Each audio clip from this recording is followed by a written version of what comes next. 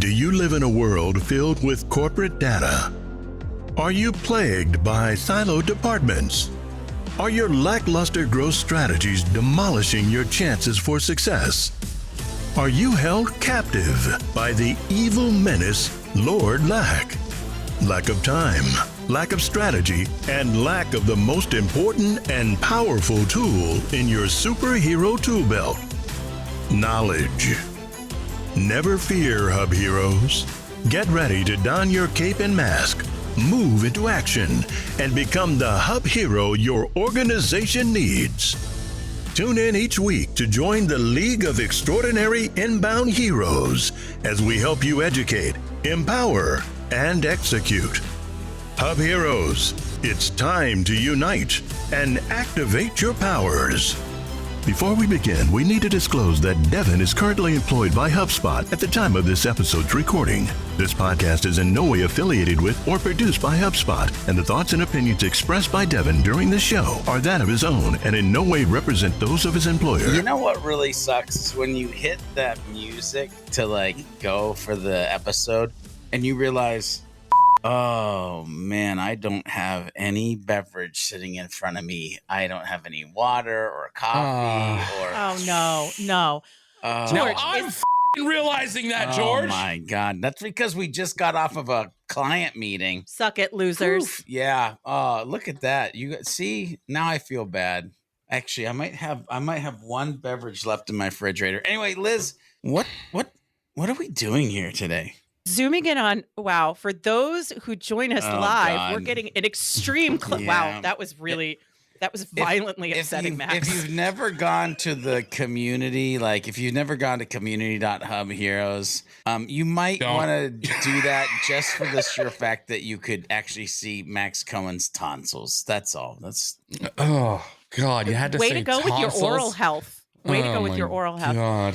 You know what helps drive subscribes, guys? Talking about oral health and Max's tonsils. Max, I'm so happy you're hydrated. We just got 50 new subscribers. Holy crap. You're right, George. It is an exciting topic for today's episode. Anyway, ladies and gentlemen, welcome back to another episode of Hub Heroes, where clearly I am in control and definitely haven't lost control of this podcast whatsoever. I am your host, Liz Moorhead, joined by Max Cohen, George B. Thomas. It's going to be a very exciting and interesting episode. In fact, this is the first episode in a series of topics around artificial intelligence. Go figure. Artificial intelligence. You don't have a soundboard thing for that, Max? I could have swore you would have had. That's all I have. I just have one button. Yo quiero Taco Bell. For tacos? And it's just the Taco Bell gone. That's all I have. I mean, if that's the best kind of automation you've got, I'm here for it. I'm here for taco automation. Tell him to bring out the whole ocean. Yeah, I have that one too. We'll boil that son of a. Anyway, moving on. Oh my gosh. All right, gentlemen, are you hydrated? Because clearly, do you need a nap? Do you need a hug? Do you need Jesus? How are we doing? I think I need Jesus to George take just the whipped wheel. out a probiotic yogurt drink, so I hope that's refreshing for you, buddy. I didn't know Jamie Lee Curtis was joining us today. Gut health and aura health. Cultures. Gotta have those gut cultures. I'm feeling Speaking so of gut cultured right now. cultures, I think it's because we've all forgotten how to be together, because for so many weeks, either I've been out or Devin's been out or Max has been out. We've forgotten how to human, which is probably why we're doing a robot focused episode. So start things off there. We have some new features that HubSpot has rolled out that are AI powered, having to do with generated audio players of content. And George is very excited. He's dancing about it. How excited are you, George? Oh man, when I saw it, I needed a minute. I'm just saying. I'll tell the whole story if we actually get into it here in a bit, but I'm excited. No, get into the story, because here's the conversation that we're going to be talking about today. So inbounders, if you are still listening, if you have gotten through Max's tonsils, our hydration shortage, and everything else that's been going on, and you are still with us, there are a lot of exciting opportunities within HubSpot to use AI to make your inbound more effective, more scalable, reach more people, be more efficient at your job. However, before you start playing with all the toys, we need to talk about some of the rules. Because, George, you and I were having a conversation earlier this week. Actually, I think it was in our last episode where you and I were talking about AI and we were talking about some of the evergreen principles of inbound. And one of the things that you and I talked about was your favorite word, and that is humans. Can you give us one good humans for us, please? Oh, yeah. It's all about the Humans. Oh, yeah. That was, Yeah, I'm That's- just saying. Bong. Good stuff. oh, my God. But one of the things you and I talked about is we're starting to hear people say more and more, well, that was clearly written by AI. Yeah. Like, that's not really going to be of any use for us. So we are going to touch a bit on some of the new tools that we have at our disposal. And because, George, I want you to tell that story. Yeah. You are so excited. But we also are having a discussion today about the mindsets you need to go into with these AI tools, that you can't just grab them. You can't just smash generate forever and say, look, I No. did it. My job is done. No. There's so much more to using these tools in a way that is smart. So, George, take us on a journey. Tell us your exciting story. Yeah. So first of all, it does come down to the Humans. And one of the things that I've been doing on the George B. Thomas website, and it's been a process, by the way, we would literally write the articles, and then we would take the articles and we would put them in Natural Reader. And then from Natural Reader, that would let us use an AI voice that we could actually then generate an MP3 file. And we would take that MP3 file over to transistor.fm, which would then give us a player. And we would swing back to the website and we would put the player on there. So if the human wanted to read, the human could read. But if the human wanted to listen, the human could listen to it, because many of us try to like listen and educate while we're doing other things. That's what makes podcasts so fascinating. But the idea of turning every article into a potential podcast-ish episode for your readers / listeners at this point was something that I'm bullish on. As a matter of fact, I would love to envision a day where I go to a blog article page and it's actually the text, a video, and audio of it. So no matter how I am or who I am as far as a learner, I'm able to get that information in the way that I like to learn, right? So that's a big piece of this. So this is why I got excited. I had a conversation several months ago with a person who works at HubSpot. And I explained that exact situation that I just explained to you guys and explained to the listeners and viewers of like this, and I get this to get that to put it over here. And ladies and gentlemen, that's freaking time consuming. But here's the thing, that I love the humans that are going to come to the site enough to apply the time to make that happen. So all of a sudden I'm sitting there, I'm minding my own business, and I see this update come through, and it's a beta, and it's around post narration. And it's where inside of HubSpot, without needing to go to Transistor FM, without needing to go to Natural Reader, nothing. I don't have to do anything extra. I can literally hit a button and I can generate the audio version, pick a voice, and actually pick a speed at which I want it to play back, and then I can post it to my website. Here's what's cool. The very next day after that update, the theme that I use, the person is so on it that they updated the code that you had to have like a little bit of a code nerdiness to understand how to do it. They went ahead and added it to the theme almost immediately. And so now all of a sudden you could go to every page and you could have an audio player. And here's the funny part. I immediately emailed this human and I said, man, is it ever going to be possible that we would actually be able to have our own AI voice print to do this? And now I didn't get a yes or a no, but I did get this. I haven't forgotten the conversation we had where you said it'd be great if it would be my own voice. So I was like, oh, this is dope. I can actually provide a better experience to my readers / listeners / humans, and I can enable them to educate in the way that they like to educate. That's why this is so important. So here's what I love about what is happening right now, George. And the reason why I wanted you to tell this story, not only to give our listeners a heads up on some of the stuff that's coming down the pipeline with HubSpot AI, but also I think what you just showcased is the excitement a lot of people experience when they see these tools. They're like, oh my gosh, so much room for activities, so many possibilities. Everybody gets really freaking pumped and excited. And this is where I want to take a sharp right turn in our conversation, right? Because the whole point of today's conversation is we have this excitement. How do we direct that excitement in a productive way, in a way that doesn't create the worst possible case scenarios with AI? Yeah. So, Devin, I actually want to start with you on this question, and then we'll get to George and Max. Out in the wild, what are some of the worst examples you have seen of AI in practice with companies? The things that make you go, ugh. George and Max, what about you guys? What do you see in the wild? I'd love to get some specific examples. I hate seeing the wave of tools that are just kind of, trying to fool people into thinking like, oh, if you can't write content, just auto generate all of it and it's going to be great for search engine optimization. And like, they're literally lying to people, which is, I think, unfortunate that there's a lot of people out there that just hear AI and, it's the brand new buzzword and people just kind of freak out and don't know enough to be like, oh yeah, sure. And then they just do it. So it's like, I don't know. I think there's a lot of companies taking advantage of, how hot AI is in the world right now and bastardizing it into a billion different products that, are just going to fail in a year or two when, all the search engines continue. They're already doing it, but like continue to crack down on crappy AI generated trash content. So it really annoys me seeing it. It's interesting because I'm going to go the exact opposite way. The thing that I see in the wild that is interesting to me is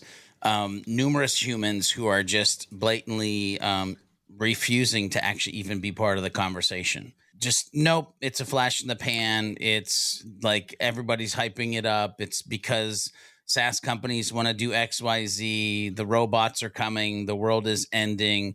It's just going to spit out crap. So why should I even try? And that's what's freaking me out a little bit because there is a set of employees, marketers, sales reps, humans that are actually going to embrace, learn, iterate, do what Devin said, add humanity, empathy, thought leadership, the juice, the spice that can go on top of if you have the right mindset around what's happening right now that does take it over the top. And then there's going to be this set that doesn't. And I honestly worry about the set that is ignoring it right now, that is refusing to at least learn and play and have a curious mindset and have this idea of maybe I do need to pivot and see if it can do some things, not everything. It shouldn't be the end all be all, right? Like Devin said, copy and paste. No, but what could it be to help you be a better version of yourself, faster version of yourself? How do you take what we are having, not having, but that we're going through right now? And I am aging myself, but I look at this and I go, man, there was back in the day, there was the $6 million man. I have the potential to be the $6 million marketer because we now have the technology. So it's interesting in hearing all of your answers, but here's where my brain is going, to quote you for a second, George. Because I think we've all had those instances where we see something like Devin said, right? And it's like, look at that robot puke right on the screen. Look at that in the shape of a sentence. Isn't that delightful, right? But wait, my brain, but wait. But people have been ishing on the screen since they started content marketing. So this is getting to my point. Do we have a situation where we have a bunch of marketers who actively know they are publishing robot puke, which is now what I'm calling this? We're officially calling like unvarnished, I don't care what this says content from AI. That's robot puke. Okay. Are they doing this knowingly, or do they not think about content in the way that they should, or do they actually think it's good? Devin, talk to us. They don't know any better. They don't know how to do it for real, and they think if they just go out and shout into the ether loud enough that people will come in. It's the same kind of people that buy lists. They think, law of averages. If I talk to enough people, then I will make money off of someone. And the people that are just posting content for content, they're living off of like 2006 SEO, where they think if they just have enough words out there, they'll exist. But it's like dude. And oftentimes I think it's like, how do I even put this? Like if you're someone who's just generating a bunch of, trash AI robot puke or whatever we're calling it, right? You were either misinformed by someone else, or you really don't care about the content you're putting out there, or you were duped by somebody thinking that this cool new AI tool is going to help you do all sorts of SEO, and you don't know what any of that means. You just hear AI and SEO and content and go, oh, this is how I should be doing it, right? So it's just, I don't know. To me, it's lazy, one, right? But it's also like you just don't really care about the stuff that you're putting out there too. Like, I can understand how AI can assist in the content generation procedure, right? Like, for example, when HubSpot first had some of its AI generation tools, it wasn't writing you a whole article. It was helping you craft an outline. And for someone who's bad at creating content, that's a helpful thing. Because it's like, I don't know how I'm going to plan out this whole thing. I wasn't necessarily great at writing the 5-paragraph essays back in school or whatever. But if I can have something that just helps me kind of suggest some thoughts on how I might write about a topic, and then I can fill in the blanks because it's provided me some structure and some guidance, that's great. But when it's just like, easy button, what do you want to write about? Hey guys, hey leadership, look, I wrote all this blog content. And then you go, oh, I used AI to generate it. And they go, wow, you're so smart. You know how to use AI. And they're not saying that. As far as the conversation goes, right? They're not saying that. No, I'm saying the people who aren't taking this seriously or understand it or are misinformed about it, like that can happen. Liz, yes. Are you going to be okay? I have pulled my mic off the stand for anybody who cannot see us right now. So I'm having a moment. So I agree with you. However, I want to advocate for our listeners for a moment, because I think, even I throwing out the term robot puke, right? We're acting as if people are doing this from a place that is either actively deceptive or intentionally lazy. And I think of it more like, and that may be true in some cases, but I want to advocate for the moment for the in-house content marketer, or in particular, the agency content creator who is being billable houred to death by where they are working. And I could envision something like this, where they know internally what the best practices are. They know that they need to show up like a human. And then they get in those moments where they're like, shit, I have a deadline. They hit that roadblock. They hit that whatever. They hit that moment. And they're just like, you know what? I can use the HubSpot content thing and it'll generate an extra paragraph. And it'll get me out of this very stressful situation that I'm in right now. Because I think what happens is it's less about an overall malignant attitude toward content in some cases, and more like a death by paper cut. Like, this one slice of cheesecake won't kill me. But then 2 hours later, if the whole cheesecake is gone, my dude, you have eaten an entire cheesecake. Like, I think it's sometimes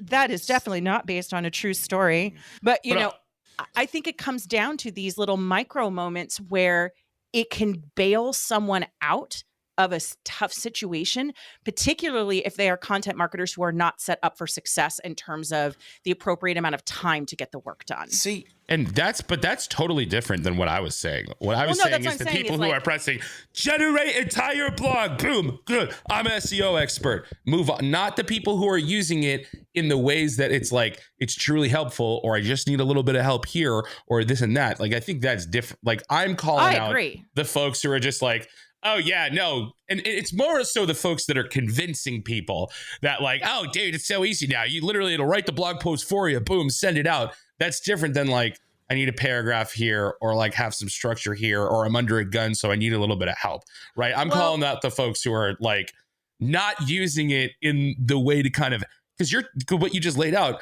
is assisting in the content generation process, not so here's what I meant. Skirting it, not like completely not being involved with it and hitting the easy button. I think that's way different than what you just said. So Max, you and I are violently agreeing. So what I was trying to say is that in addition to that, I think another reason why we end up in a situation with bad AI is because of well-intentioned people. I think there's the ill-intentioned piece, there's the laziness piece, but then there are the circumstances in which somebody tries to bail themselves out, but they still end up taking a shortcut. George, I'm watching you go through all 5 stages of grief right now on my screen. Yeah. Talk to me about your fifis, bud. Yeah. Bring them forward. Yeah, I just think that there's a couple of things that I want to throw out here. First of all, there's been douchebag humans since the beginning of time.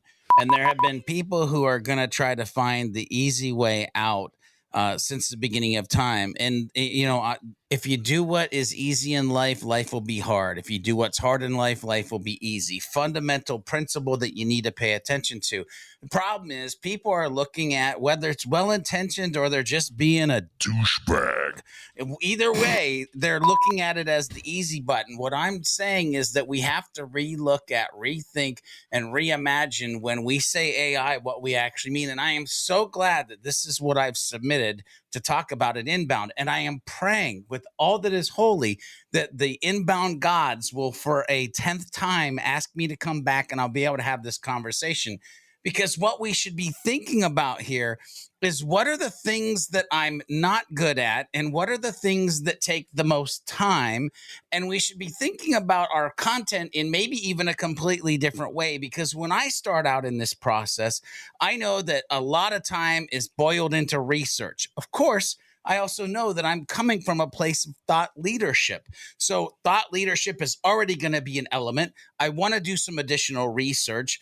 Then I can get AI to help with that. I also know that I look at whatever it gives me it's Play-Doh. I need to build with what it gives me, what I actually want it to be. So I'm literally sitting here like ripping things out, adding things in, asking it to say things different ways, typing in my own little piece of it.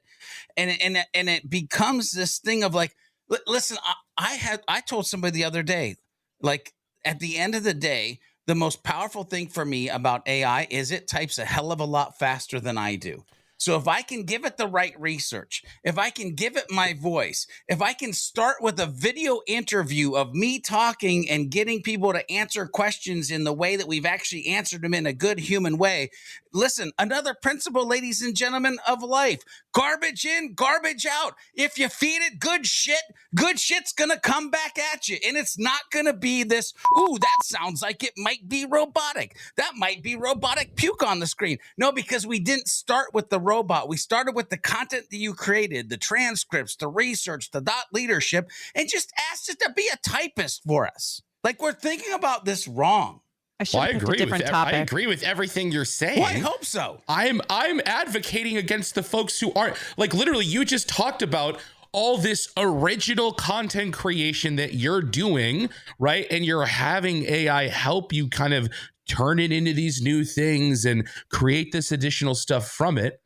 I'm simply advocating against the person who's just hitting the generate blog post with no. My thing is, why are we even worried about that person? Why are we wasting? No, because but I don't want that person to shit up for themselves by creating a ton of content that's going to tank them in the search ratings. I'm literally looking at Google Search Central right now, and it literally says, using AI to generate content with the primary purpose of manipulating ranking and search results is a violation of our spam policies. If you go search SEO AI content, there are 1.5 billion companies out there just selling products that are like, here is the AI blog post easy button, and like duping all these people into thinking like, hey, if you guys thought content creation was hard before, you can now literally just hit a button and generate content and it's going to be good for your SEO. And we're taking advantage of people who don't understand what any of that means and just think they need to do it, right? And then we're taking money as they actively do something that's like destroying their website and their authority online. That's when I'm mad. I'm not saying AI is bad. I'm just saying those companies should, like, people need to wake up and just think a little bit harder. Yes. Right? And you just can't be doing that stuff. That's the only stuff that I don't like. Yeah. I don't disagree with you, by the way. Max, we agree with you. If I could, good. go light a big I feel fire. like people thinking I'm disagreeing with you guys are saying, and I'm not. I'm hyper focusing with us. I'm hyper focusing on some shit I really don't like that I don't like to see, because that's what we started talking about. Matt. That's the thing. If I could go set fire, I'd go set fire to whatever. I don't disagree with you. What I'm saying is, I would much rather spend time, and I'm not talking about this podcast. I'm just talking about in general in my life moving forward.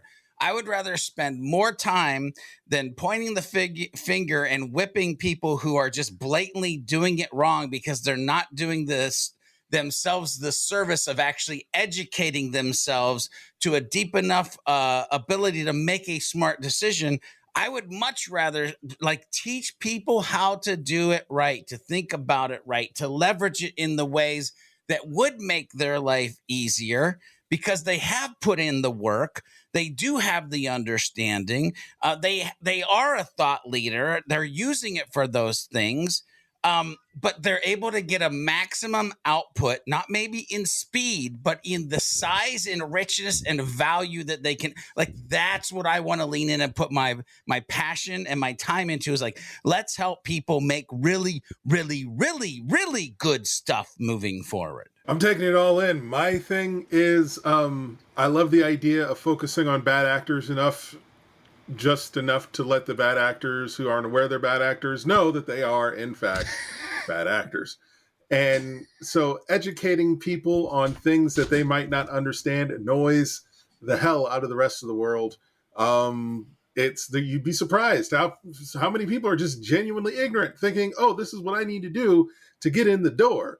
And it's like, they're not realizing that they're positioning themselves further away from the door by doing that. You're not hacking anything. You're not, finding a shortcut or some secret to success.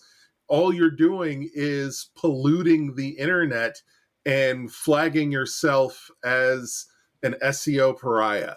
So, to that extent, yes, I will inform people on worst practices, you can call them. But at the same time, like George says, I am all for helping people find new and creative ways to leverage tools. For instance, those of you who use ChatGPT or ChatSpot or something along those lines, look up the RICE framework, RICCE. The RICE framework is a really great prompt George is engineering taking notes. tool that you can use. Yeah, it's a really great tool that you can use in order to build out very thorough prompts that get AI kicking exactly out what you need, and also help you organize your thought.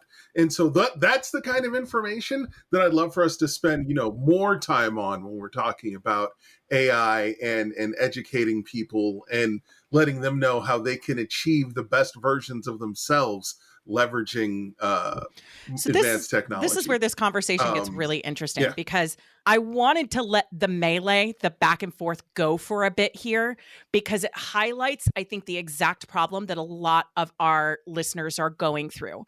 On the one hand, there are the best practices that George is talking about. And on the other hand, they're also getting enticed by very shiny solutions like Max is talking about. Then there are just the marketers that I'm just trying to do my job. This is a complex problem. Why are we seeing robot puke on the internet? There isn't a single reason. It could be one of these reasons. It could be a few of these reasons. It could be all of them. We don't know, right?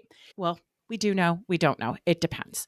But what I would like to get into now are some of these mindsets that should be guiding how these organizations are leveraging AI. Because one of the things that immediately jumps to my mind, George, Max, and Devin, I'm sure you've all heard this. When I hear business owners talk about the promise of AI in terms of their marketing and their content, it, quote, enables them to do more.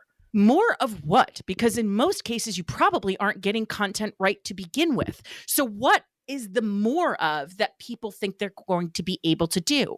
Or should people even be doing more? Or should they be focusing on something else? There is this pursuit of this nebulous more that I do not quite understand. I have thoughts. So the nebulous more is an excellent way of putting it, and it can lead to a completely different conversation about falling down rabbit holes. But at the end of the day, it boils down to inefficient time management. And people are trying to cut time from wherever they can cut time from. And for a lot of people, myself included, content generation is a very time-consuming thing. And even if it isn't always a time-consuming thing, it always feels like a time-consuming thing because it's not something I love doing. I get no enjoyment out of it, and time both flies and crawls simultaneously when I'm doing it. It's just not my thing. I'm sorry, Liz.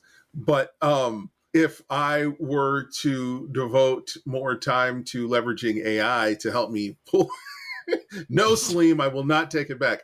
Leveraging AI to help me create an outline to get me going in a direction that I can take and create my own, and then boom, more time. And then what do I do with that more time? All the other things that I feel like I don't have enough time for.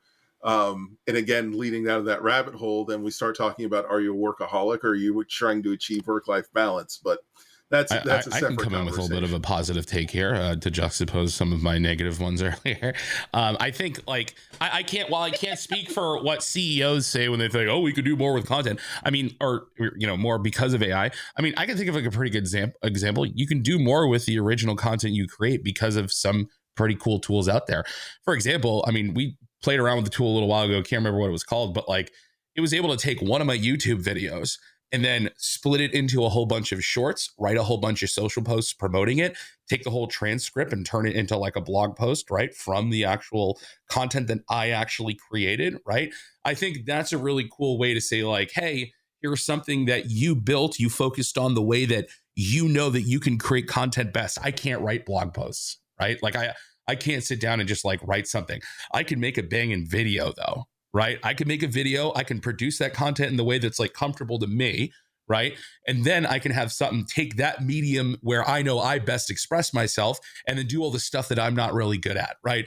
Chopping it up into something else, writing like social posts to promote it, like creating written content or even just like a transcription from it or something like that. That's cool. To me, that's like doing more with that original stuff that you actually create. It's kind of like what George was talking about earlier.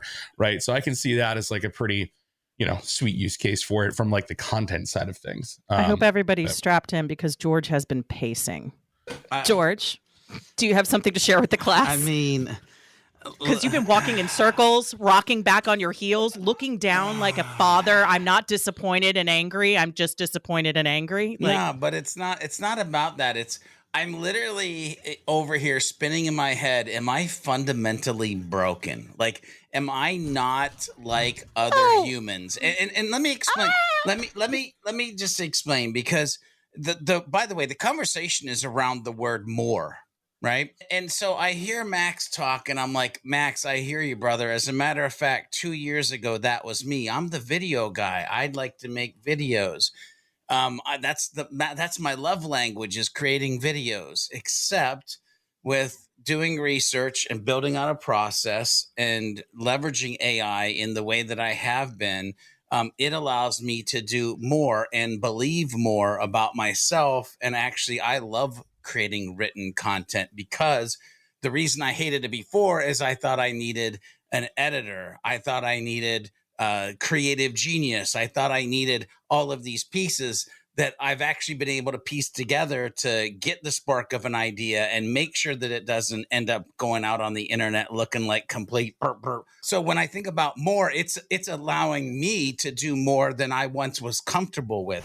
The other thing when I think about more is I'm not necessarily saying more content, but more meaning better, taking the time that I do have to make the content better that I am creating, whether it's fresh content or optimizing the content that I already have, but I can leverage that for it to be more robust. Liz, you know, I've been literally working on content that we're going to drop here in the near future when we launch the new Sidekick Strategies website.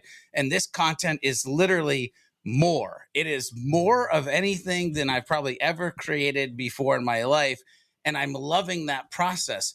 But also, here's the other thing that I'm struggling with, how to actually communicate this. When I think about the word more, it's giving ourselves the ability to actually care more, create more, and put more love on those that are actually going to come to our site and digest those things, because nobody out there has more time.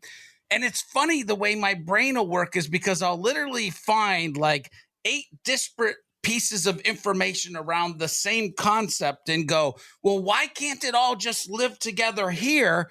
And instead of people having to try to piece the puzzle together, I'm literally giving them the streamlined version of these 8 pieces of content in this one area, therefore giving them more time back in their day, because we're creating something of more value. And like when I hear that word more, that's where my brain actually goes. So this is where I think you bring up a very good point. And that's why I wanted to talk about this, is that when people are saying this will enable me to do more, well, more of what? You need to define what that more is. And I love where you went with that, George, about being more helpful. I think of it, I am able to serve more. I am able to extend the reach of genuine helpfulness. Yeah. More. Like, let's take this completely out of the HubSpot space for a second. When I look at what we're doing, and once we get some time back in our day, and there's a site launched and the world figures out what just happened and where we're moving forward, I go to Beyond Your Default. And I think about all the podcast episodes we've done and all the written content that could come out of that, and all the video scripts that could come out of that, and the course that could come out of that. And if you start to like line these things up, you're quickly like, geez, I need to like clone myself. Well, if you're building assistants and you put the measures in to make sure that they're the assistants and not the end all be all, you might actually be able to do that. And so it makes me excited to think about being able to have this content or these products or these things that would never be able to live in the world, because they are rooted in a place of this will help somebody fundamentally be a good human. Or on the side that we're on right now, this will fundamentally help somebody be better at HubSpot, help somebody be better at their job. And I think that's the thing, is like, if you're coming at, whether it be inbound marketing, content marketing, social media marketing, or AI in your everyday workload, if you're coming at it from the place where you're trying to be generally a good human who provides more value and can put it in a way that it actually comes out and isn't robot puke, then why not? Why? Like, anyway, I'll get off my soapbox. George, do you care about this issue? I really do. I really do. Max, what were you going to say, bud? I was going to say, I think there's this whole other wonderful conversation for us to have outside of just AI content stuff, right? And maybe we're covering this on a different episode. Take us on a journey, bud. Where are we going? I was going to say, like, I've been admittedly very slow on the uptake for the AI stuff. Like my most intense interactions with AI have been when my kids want a bedtime story where they just kind of make up the premise and OpenAI writes it for them. Or if Eliza wants to see what a combination of like a dragon donkey looks like, and I do it in Dolly, and it's some of the funniest, stuff ever. But like, as I start to kind of see what AI is doing to really just kind of change the experience that people have just working in the CRM, right? That's stuff that like really, really excites me. Like I literally just searched AI and like the product updates, and I'm seeing stuff like the AI assistant call summaries, the AI assistant, the content writer in playbooks, which is super interesting because like, that's like, you don't need to worry about SEO there, right? The stuff that they're doing with forecasting, right? Where it's like using your deal data to help you kind of like forecast sales, things like that. I was talking to this guy, Nico Lefakis. I'm going to butcher his last name, but Nico Lefakis. Yep, Nico Lefakis. I just want to be confident when I do it, right? And dude, this guy has literally built like a custom GPT that is like writing custom coded workflow actions for people, right? Like, imagine the day that workflow, like that AI works its way into workflows a lot more than it already have. I already know it can help you write your description, which is beautiful because no one writes workflow descriptions, right? And finally, now you don't have an excuse, right? But like, imagine a day where there is the AI workflow action where you literally just say, I want this workflow action to do X, Y, Z, and it can just do it instead of like custom coding it, right? That is going to be insane, right? And let's be honest, we're probably not that far away from that being a reality, right? So or something like that, right? Or like even where we could say, hey, build me a workflow that does XYZ, and it just does it. Like that is going to be bananas, right? And something that I absolutely love finally happened to you guys have heard me complain about it for so long is ChatSpot is making its way into the HubSpot interface. Yeah. Which is going to be wild, especially when ChatSpot can look at the thing you're working on and take the thing you're working on into context for whatever prompts you give it, right? It's like, hey, look at this contact record. Take a look at the, conversations we've had so far. What should be my next best step? Tell me, right? Tell me what I should do versus like just doing something for me, right? Like that I think is going to fundamentally change the way we think about working with CRMs and doing stuff and building shit in HubSpot, right? Beyond just the content conversation. There's a whole episode around that is going to be crazy. There's a whole episode around all the things that you can do in HubSpot. Like that's a whole nother episode, without a doubt. Well, that's why we're doing this as a series. But Max, to your point, what you just said, all of the excitement, that's why even though we did have to say, George, not quite yet, hold on. We're not starting the AI series with all of the products. We'll get to them. There's a reason why I didn't like it. There's a reason why I know. I didn't like it. Mr. Patience. I don't like we waiting. love it. George, how do you feel about waiting? Tell me more. I don't like it. But this brings me to my last question, because George, you're not going to have to wait for too much longer, right? No. Starting next week, we're going to start getting into some of this really fun product stuff. But I think we all heard and saw, if you were joining us live, how Max started lighting up at all of the different possibilities, right? And that's hopefully how our listeners are going to feel as we continue to go through this AI series. They're going to get excited at the possibilities. They're going to start defining more in the correct ways. They're going to start seeing ways they can expand and scale and make more of what's possible actually possible. But before they do that, if each of you could leave them with like, as we go through this journey together and you get excited, never lose sight of blank. What would that blank be? Don't stop believing. Oh, Max? good song. Oh, sorry. Steve Perry called. He said, stop. Wait, hold on. Before we go there, I have to get this out of my brain. Do it. Because it's in my brain and I want to get it out of my brain. Like, we all know what it's like to step into a HubSpot HubSpot Mortal Kombat. Yeah, and you're about to do that should Mortal be a Kombat show. with a a HubSpot portal you're stepping into that, let's say for lack of a better word, the driver was drunk in it before, right? But just imagine a day where you're stepping into that portal for the first time because you got to go fix everything that's wrong and you're starting to get familiar with it. What if you could just bring up ChatSpot and just be like, hey, ChatSpot, tell me what's wrong with this portal? And then just right? ChatSpot starts crying. I've been neglected. Chat just goes, thank God you're here, right? But ChatSpot, obviously, that ChatSpot can be trained on, a ton of content around HubSpot best practices. It can be trained on everything it sees in the knowledge base. It can be trained on all the HubSpot Academy content, right? Imagine if the portal can tell you what it needs. But the only problem right? with that, the only problem with that though, is the fact that it can tell you what HubSpot default portals need. It will not be able to tell you the custom solutions that people have created or provided in their portal, which, by the way, I think the next show that we should create should be Portal Combat. Like that should anyway. Yep. Hold on. But can't they train it against content that will give it that context? Who's going to train right? it? Can't it? Max and George. I don't know. Max Dylan and George. Selberg, the ChatSpot people. Right?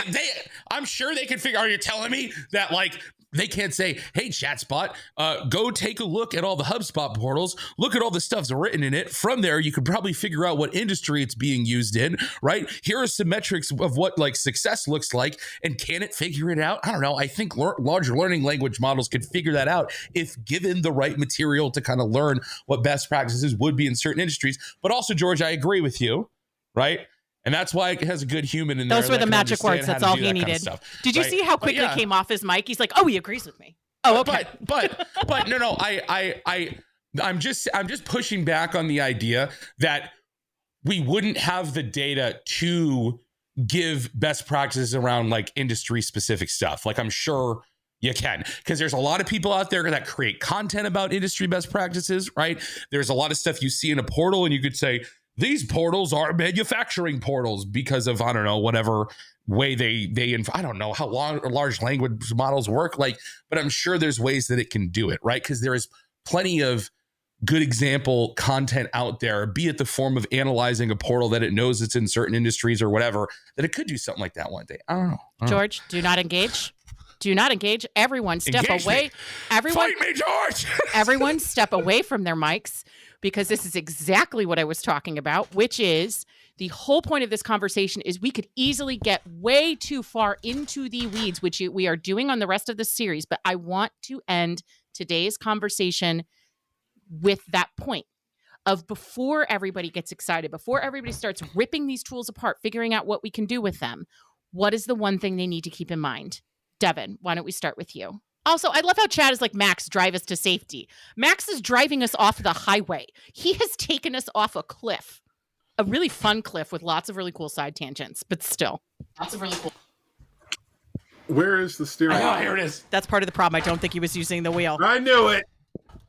I didn't take my Stratera today. And it's back.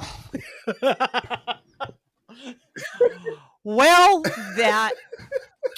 okay. Oh, good. And there's George. All right. I'm sorry, Liz. The question one more time. What's your hashtag one thing?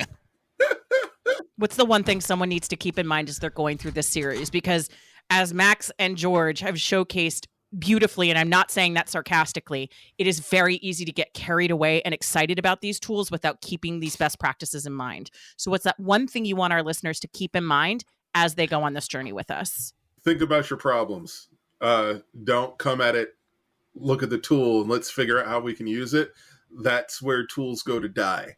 What you need to do is identify a problem and then see how AI can fit into your solution, or whether or not updating your workflow entirely to incorporate it might be an option. But what you don't want to do is start looking at all the different tools. What will end up happening is the tool you were looking for will no longer exist, or it will be something completely different, maybe owned by someone else, or it will just cost a whole hell of a lot more than it used to.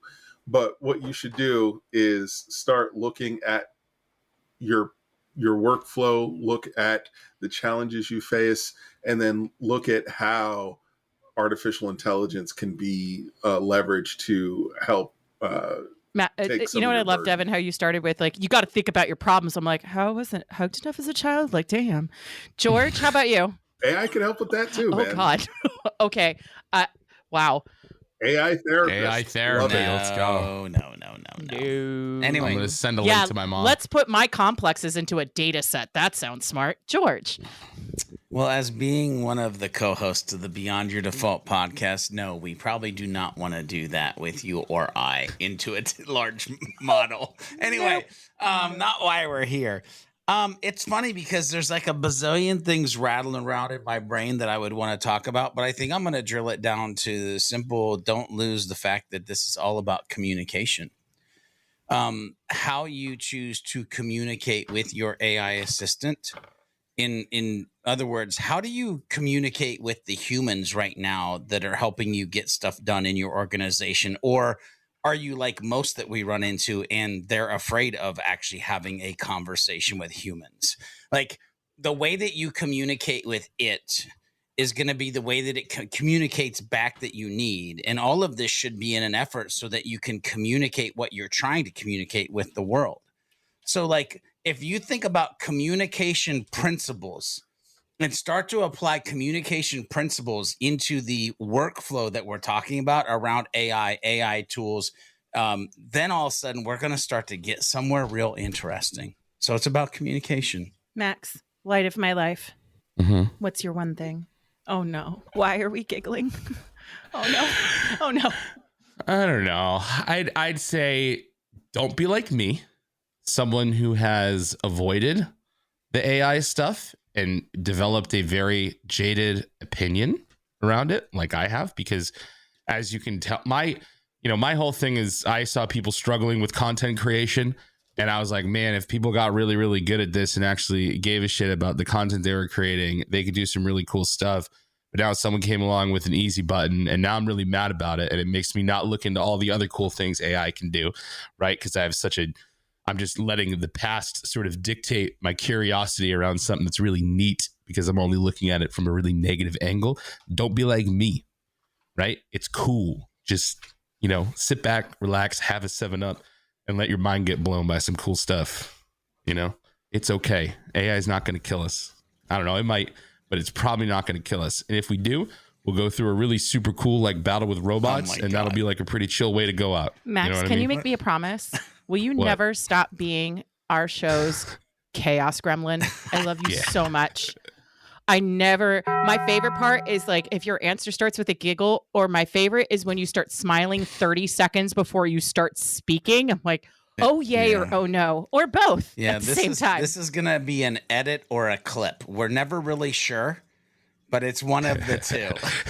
Edit or a clip. Break 'em, John.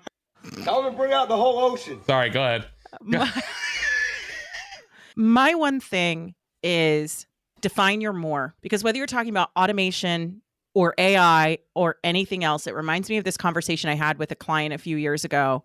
And he said, that's kind of the thing about automation.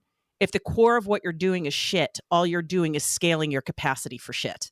And so if you're not so if you're not clear on what your more is, if you are not clear on the why behind what you're doing, if George and I were sitting there talking about being more helpful, being more of service, and that was not resonating with you, you need to sit down and define what your more is. That, I think, is one of the most important things. Gentlemen, how are we all feeling after today's engaging conversation? I feel artificially intelligent. Oh, yeah. I'm ready to dive deeper. Thank you, Devin. I can't wait to get to the original and the original plus version of this conversation to really help. Well, George, you're going to have to wait another week. You're going to have to wait another week. Or I could just do it by myself to nobody, and then but that's no fun. Cut it. We're done. Are we done? We're done. Really? I don't know. Are we ever done? This would have been the perfect episode for a freaking AI poem. But you know what? Screw it.